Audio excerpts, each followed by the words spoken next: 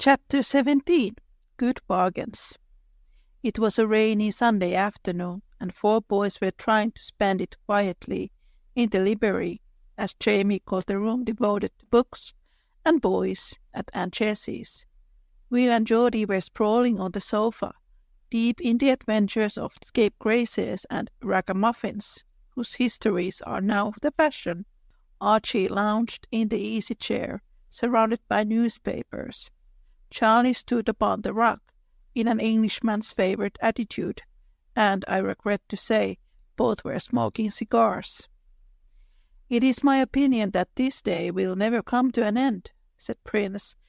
"Read and improve your mind, my son," answered Archie, peering solemnly over the paper, behind which he had been dozing.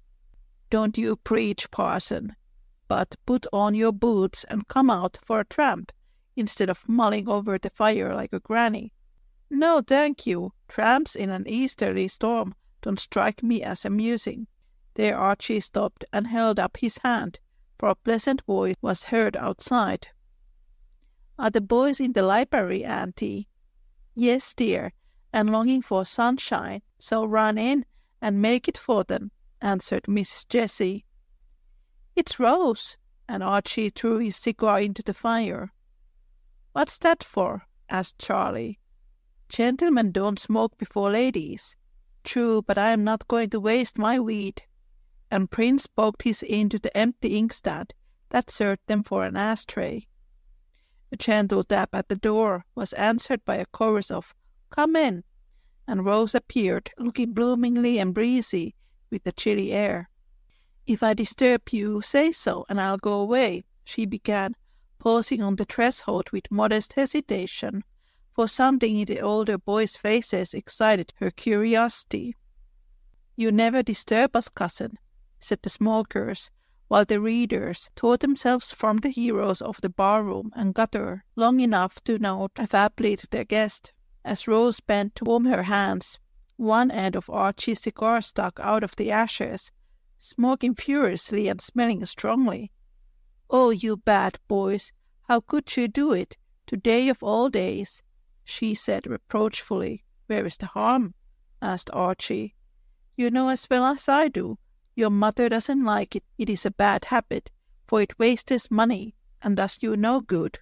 "Fiddlesticks, every man smokes, even Uncle Alec, who you think so perfect," began Charlie, in his teasing way. "No, he doesn't. He has given it up, and I know why," cried Rose eagerly. "Now I think of it, I haven't seen the old meerschaum since he came home. Did he stop it on our account?" asked Archie. "Yes," and Rose told the little scene on the seashore in the camping-out time. Archie seemed much impressed and said manfully, "He won't have done that in vain so far as I am concerned. I don't care a pin about smoking, so can give it up as easy as not.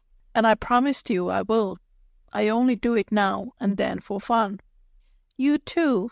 and Rose looked up at the bonny Prince, who never looked less bonny than at that moment, for he had resumed his cigar just to torment her. Now Charlie cared as little as Archie about smoking, but it would not do to yell too soon, so he shook his head, gave a great puff, and said loftily, "You women are always asking us to give up harmless little things, just because you don't approve of them. How would you like it if we did the same by you, miss?" "If I did harmful or silly things, I'd thank you for telling me of them, and I try to mend my ways," answered Rose heartily. "Well, now we'll see if you mean that what you say. I'll give up smoking to please you, if you will give up something to please me," said Prince, seeing a good chance to lord it over the weaker vessel at small cost to himself. "I'll agree, if it is as foolish as cigars." "Oh, it is ever so much sillier." "Then I promise. What is it?" And Rose quite trembled with anxiety to know which of her pet habits or possessions she must lose. "Give up your earrings." And Charlie laughed wickedly, sure that she would never hold that bargain. Lord Rose uttered a cry and clapped both hands to her ears, where the gold rings hung. Oh, Charlie, wouldn't anything else do as well? I've been through so much teasing and trouble. I do want to enjoy my pretty earrings, for I can wear them now. Wear as many as you like, and I'll smoke in peace, returned this bad boy. Will nothing else satisfy you? Imploringly. Nothing, sternly. Rose stood silent for a minute, thinking of something, and Jessie once said, You have more influence over the boys than you know. Use it for their good, and I shall thank you all my life. Here was a chance to do some good by sacrificing a little vanity of her own. She felt it was right to do it, yet found it very hard, and asked wistfully, Do you mean never wear them, Charlie? Never, unless you want me to smoke. I never do. Then clinch the bargain. He had no idea she would do it, and was much surprised when she took the dear rings from her ears with a quick gesture and held them out to him, saying in a tone that made the color come up to his brown cheeks. It was so full of sweet goodwill. I care more for my cousins than for my earrings, so I promise, and I'll keep my word. For shame, Prince, let her wear her little danglers if she likes, and don't bargain about doing what you know is right, cried Archie, coming out of his grove of newspapers with an indignant bounce. But Rose was bent on showing her aunt that she could use her influence for the boys' good, and said steadily, It is fair, and I want it to be so. Then you will believe I am in earnest. Here, each of you wear one of these on your watch guard to remind you. I shall not forget, because very soon I cannot wear earrings if I want to. As she spoke, Rose offered a little ring to each cousin, and the boys, seeing how sincere she was, obeyed her. When the pledges were safe, Rose stretched a hand to each, and the lads gave hers a hearty grip, half pleased and half ashamed of their part in the compact. Just at that moment, Dr. Alec and Mrs. Jessie came in. "What is this, dancing ladies, triumphs on Sunday?" exclaimed Uncle Alec, surveying the trio with surprise. "No, sir, it is the Anti-Tobacco League. Will you join?" said Charlie, while Rose slipped away to her aunt, and Archie buried both cigars behind the back lock. When the mystery was explained, the elders were well pleased, and Rose received a vote of thanks, which made her feel as if she had done a service to her country, as she had, for every boy who grows up free from bad habits bids fair to make a good citizen. I wish Rose would drive a bargain with Will and Geordie also, for I think these books are as bad for the small boys as cigars for the large ones," said Miss Jessie, sitting down on the sofa between the readers, who politely curled up their legs to make room for her. "I thought they were all the fashion," answered Dr. Alec, settling in the big chair with Rose. "So is smoking, but it is harmful. The writers of these popular stories intend to do good, I have no doubt, but it seems to me they fail because their motto is, be smart and you will be rich, instead of be honest and you will be happy. I do not judge hastily, Alec, for I have read a dozen least of these stories, and with much that is attractive to boys, I find a great deal to condemn in them, and other parents say the same when I ask them. Now, Mom, that is too bad. I like them tip-top. This one is a regular screamer," cried Will. "There are bully books, and I'd like to know where's the harm," added Georgie. "You have just shown us one of the chief evils, and that is a slang," answered their mother quickly.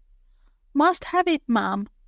If these chaps talked all right, there'd be no fun in them," protested Will.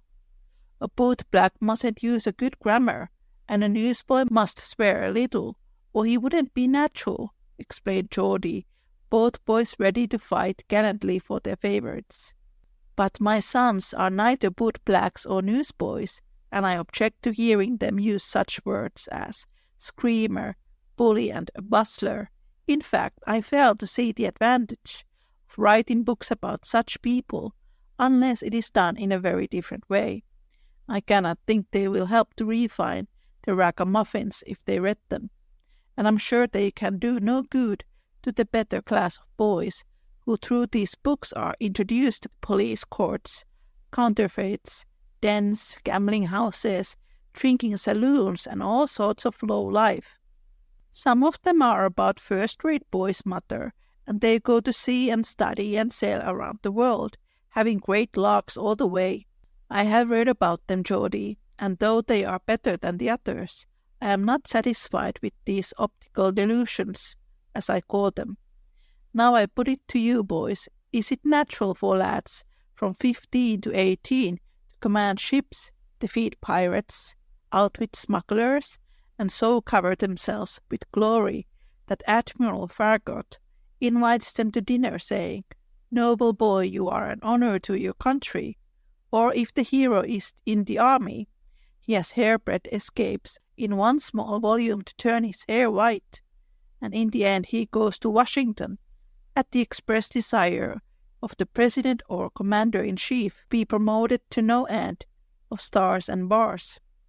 Even if the hero is merely an honest boy trying to get his living, he is permitted to do so in a natural way by hard work and years of patient effort, but is suddenly adopted by a millionaire whose pocketbook he is not permitted to do so in a natural way, by a millionaire whose pocketbook he has returned, or a rich uncle appears from sea just in the nick of time, or the remarkable boy earns a few dollars, speculates in peanuts or neckties, and grows rich so rapidly that Sinbad in the Diamond Valley is a pauper compared to him. Isn't it so, boys? Well, the fellows in these books are mighty lucky and very smart, I must say, answered Will, surveying an illustration on the open page before him, where a small but virtuous youth is upsetting a tipsy giant in a bar room, and under it the inscription, "Dick Dauntless punches the head of Sam Soaker."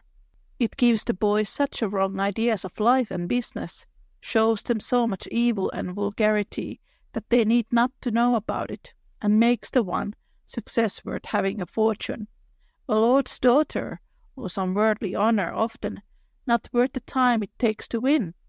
It does seem to me that someone might write stories that should be lively, natural, and helpful tales, in which the English should be good, the morals pure, and the characters such as we can love in spite of their faults that all may have.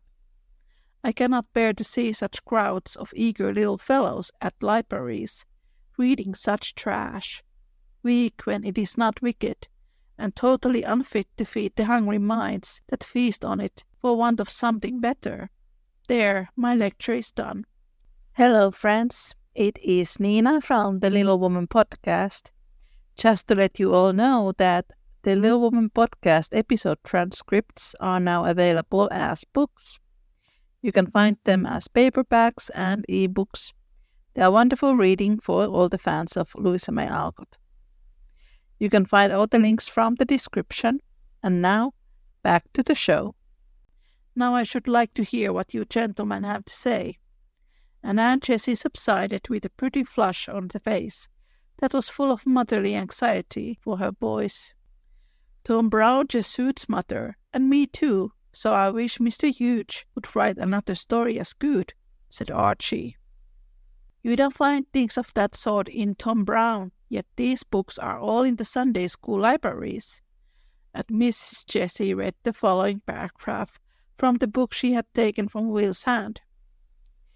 In this place we saw a tooth of John the Baptist. Ben said he could see a locust and white honey sticking to it. I couldn't. Perhaps John used a piece of true cross for a toothpick. A larky sort of boy says that, Mom, and we skipped the parts where they describe what they saw in the different countries, cried Will. And those descriptions taken mostly from guidebooks, I fancy, are the only parts of any real word. The scrapes of the bad boys make up the rest of the story, and it is for those who read these books, I think, answered his mother, stroking back the hair of the honest little face that looked rather abashed at this true statement of the case. Anyway, mother, the ship part is useful, for we learn how to sail her, and by that will all come handy when we go to sea, put in Geordie. Indeed, then you can explain this maneuver to me, of course. And Miss Jessie read from another page the following nautical paragraph. The wind is south-southwest, and we can have her up 4 points closer to the wind, and still be 6 points off the wind. We shall man the fore and main sheets, slack on the weather, and haul on the lee braces. I guess I could if I wasn't afraid of Uncle. He knows so much more than I do. He'd laugh, began Geordie, evidently puzzled by the question. How you know you can't, so why make believe? We don't understand half of the sailing, no, Mom, and I dare say it's all wrong, cried Will, suddenly going over the enemy, to Geordie's great disgust. I do wish the boys wouldn't talk to me as if I was a ship, said Rose, bringing forward a private grievance. Coming home from church this morning, the wind blew me about, and Will called out right in the street, "Brail up the foresail and take in the flying jib. That will ease her."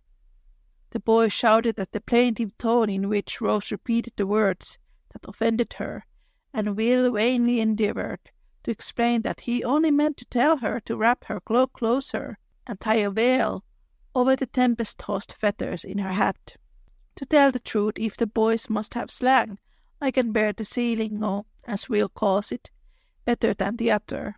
It afflicts me less to hear my sons talk about brailing up the foresail than doing as they darn please, and cut your cable is decidedly preferable to let her rip.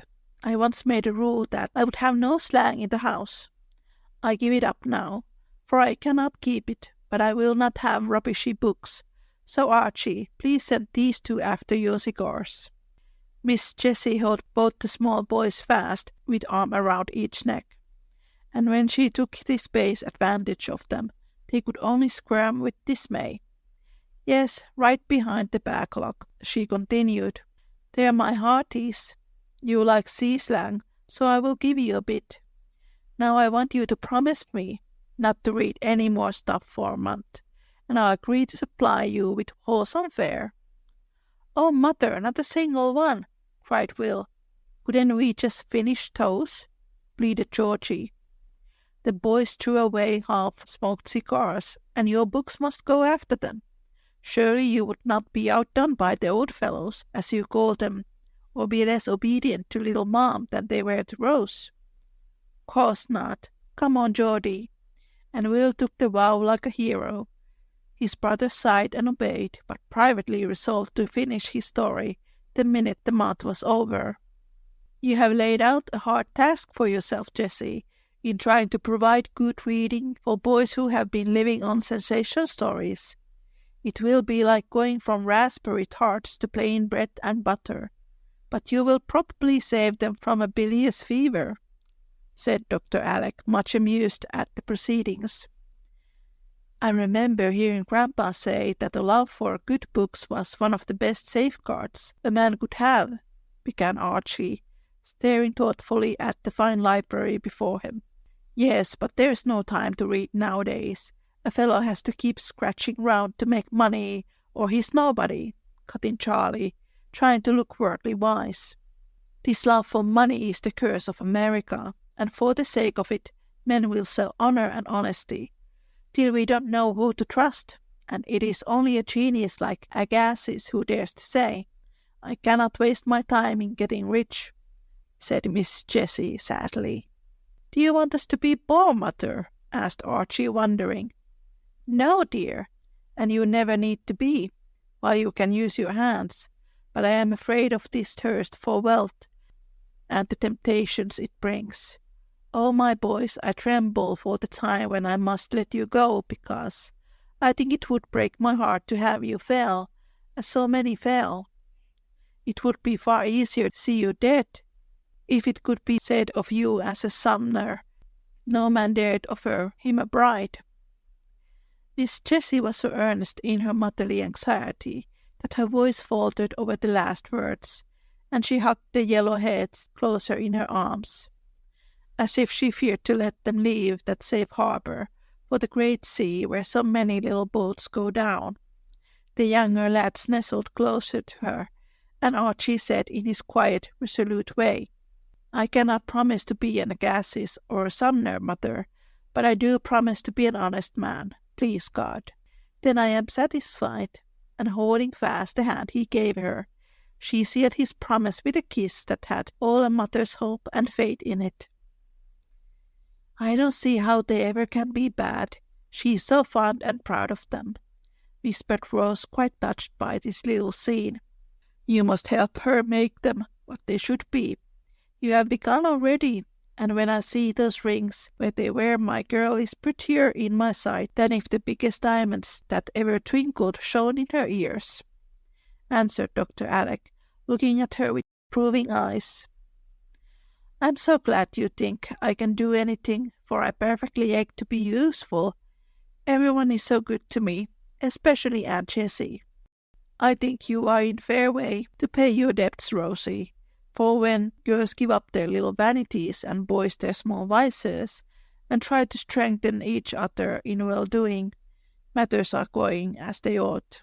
Work away, my dear, and help their mother keep these sons fit friends for an innocent creature like yourself. They will be the manlier men for it, I can assure you."